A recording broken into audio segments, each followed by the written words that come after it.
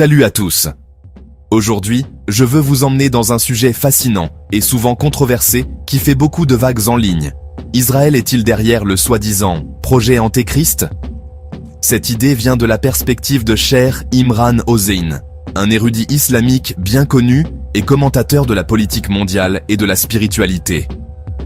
Décomposons ce qu'il dit réellement et examinons la situation dans son ensemble. Tout d'abord, Cheikh Imran Hosein est célèbre pour ses analyses approfondies des prophéties de la fin des temps, en particulier d'un point de vue islamique. Il parle beaucoup de l'idée d'un nouvel ordre mondial, un système mondial unique, politiquement et économiquement, qui serait mis en place pour préparer l'arrivée de l'Antéchrist, ou comme il l'appelle, le Dajjal. Selon Hosein, Israël joue un rôle central dans ce grand récit. Maintenant, avant d'aller plus loin, il est important de mentionner, ce sont ses interprétations, pas des faits universellement acceptés. Alors, jusqu'à ce que nous nous retrouvions à Jean-Bar, Inch'Allah, j'espère pouvoir me reposer un peu. Alors, la première implication de ce qui s'est passé lors de l'attaque d'Israël contre l'Iran, à mon avis, du point de vue de l'eschatologie islamique, c'est qu'il s'agit d'un événement particulièrement significatif et porteur de conséquences importantes. Attendez! Attendez! Non, on ne croyait pas. Notamment en ce qui concerne la compréhension des prophéties et des signes de la fin des temps dans la tradition islamique. C'est que nous sommes arrivés à un moment absolument décisif et crucial de l'histoire, où le cours même de l'histoire est en train de changer, où une Pax Americana, qui s'estompe progressivement, laisse désormais place, qu'il le veuille ou non, que Trump le comprenne ou non, à une nouvelle Pax Judaica, qui, pour la première fois, proclame publiquement son intention de devenir un État dirigeant dans le monde. Nous expliquions déjà ce sujet il y a 25 ans dans Jérusalem dans le Coran, où nous avons avancé la thèse.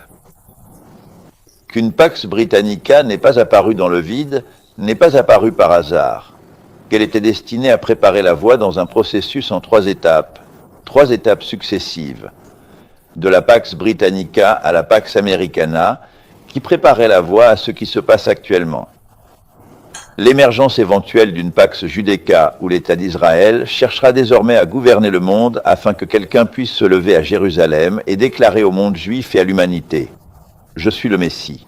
Affirme que la création de l'État d'Israël n'était pas seulement un événement politique, mais une étape dans un plan spirituel plus vaste.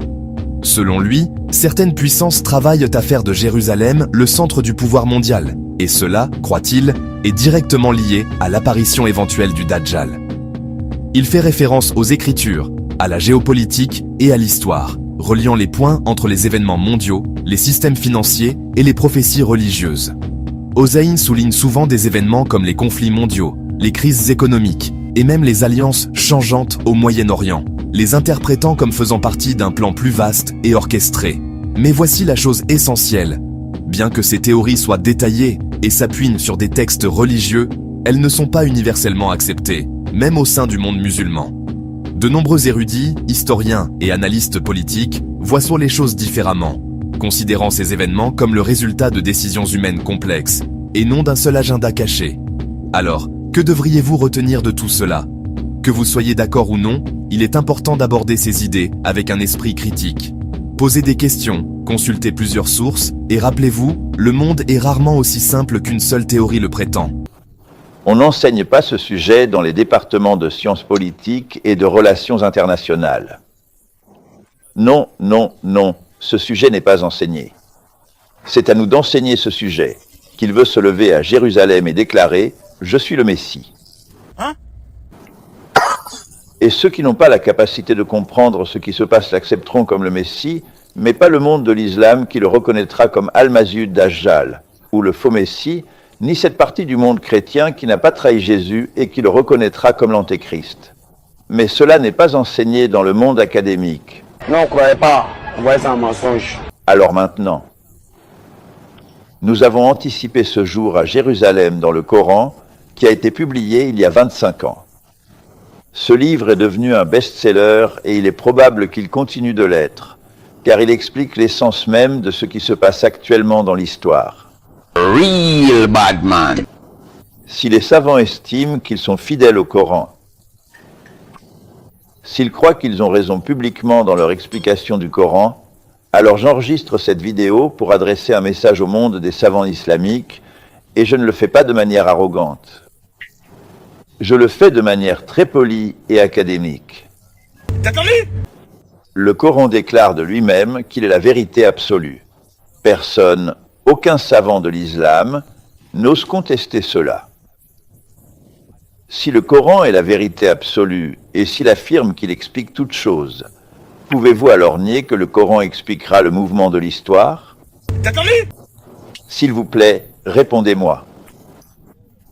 Au lieu de me fermer les portes de la mosquée, comme cela a été fait en Malaisie, vous devriez me répondre. Le Coran ne prétend-il pas qu'il explique toute chose? Eh bien, le Coran n'expliquerait-il pas le mouvement de l'histoire? Le Coran n'expliquerait-il pas ce qui se passe dans le monde en ce moment, alors qu'Israël montre ses muscles et affiche tous les signes de vouloir défier le monde? Hein? Défier les États-Unis, défier l'Europe, défier les amis traditionnels, défier la Chine, défier la Russie, défier toute l'humanité. Et Israël agira comme Israël le décide. Merci d'avoir été à l'écoute.